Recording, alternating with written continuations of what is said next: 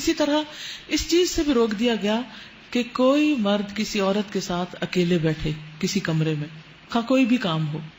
رسول اللہ صلی اللہ علیہ وسلم نے فرمایا عورتوں کے پاس جانے سے بچو۔ اس پر انصار کے ایک صحابی نے عرض کیا یا رسول اللہ دیور کے متعلق آپ کی کیا رائے ہے، بردر ان لا جو ہے۔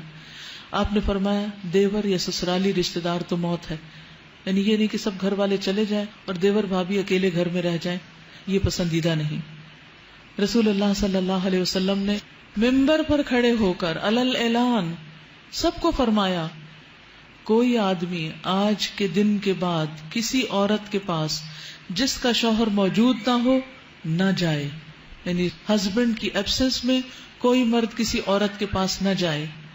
ہاں اگر اس کے ساتھ ایک یا دو آدمی ہو تو پھر حرج نہیں، کیونکہ بعض اوقات کام ہوتا ہے، ضرورت ہوتی ہے، بعض اوقات میڈیکل ریزنز ہوتی ہیں، بعض اوقات کورٹ کے مسائل ہوتے ہیں، یا کوئی بزنس ہوتا ہے جس میں مشورہ مشاورت کی ضرورت ہوتی ہے۔ تو ایسی صورت میں کیا حکم ہے کہ اگر ضرورت پڑے مرد کی کسی عورت سے بات کرنے کی یا اس سے کوئی کام ہو تو دو تین مرد اور بھی ساتھ ہوں، اکیلی عورت نہ ہو۔ جیسے آج کل ہمارے دفتروں کا کلچر بن گیا ہے، ایک لڑکی ایک لڑکا بیٹھ کے کام کر رہے ہیں، ہنسی مذاق چل رہا ہے، گپ شپ ہو رہی ہے، اسلامی لحاظ سے بالکل ممنوع ہے۔ آپ نے فرمایا کہ شیطان انسان کے جسم میں خون کی طرح دوڑتا ہے، تو شیطان جہاں موجود ہو وہ مرد اور عورت کا دل پاک کہاں سے رہنے دیں گے، تو دلوں کی پاکیزگی بھی ضروری ہے۔ ذالکم اطہر لقلوبکم وقلوبہن، یعنی کوئی یہ نہیں کہہ سکتا کہ ہم کون سا کوئی برا کام کر رہے ہیں، کیونکہ انسان بظاہر اچھا کام کرتے ہوئے بھی اگر اپنے دل پہ پھر قابو نہ رکھ سکے اور انجام کار میں کہیں برا کر بیٹھے تو پہلے سے ہی حد بندی کر دی گئی، سد ذریعہ کر دیا گیا کہ جس ذریعے یا جس راستے یا جس دروازے یا جس ونڈو سے حرام تک انسان جاتا ہے وہ ونڈو بند کر دی جائے۔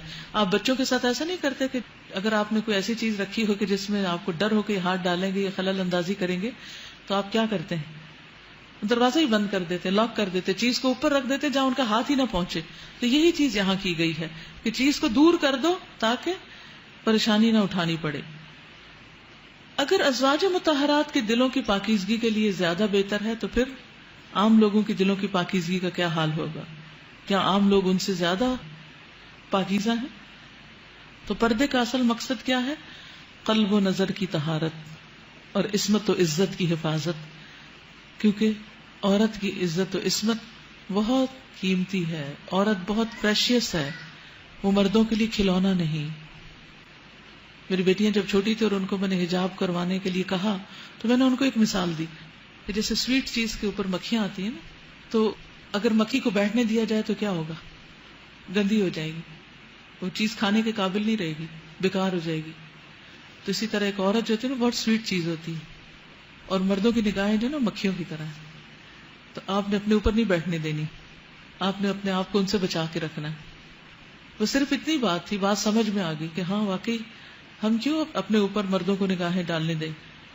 تو پردہ کرنا بھی آسان، اور اس کا مقصد اور طہارت جو قلب و نظر کی اور ویسے بھی عزت و آبرو اور عصمت کی حفاظت وہ بھی اس میں موجود۔ تو کسی بھی طرح سے آپ اگر یہ سمجھیں کہ اللہ تعالیٰ ہمارے لیے ہماری ماؤں سے بڑھ کر ہم سے محبت کرنے والا ہے تو وہ احکامات ہمیں کیوں دے رہا ہے؟ وہ ہمیں پروٹیکٹ کرنا چاہتا ہے۔ حجاب عورت کی پروٹیکشن کے لیے ہے، عورت کی حفاظت کے لیے ہے، عورت کو بہترین مقام دینے کے لیے ہے۔ حجاب عورت کو مردوں کے ہاتھوں کھلونا بننے سے بچاتا ہے۔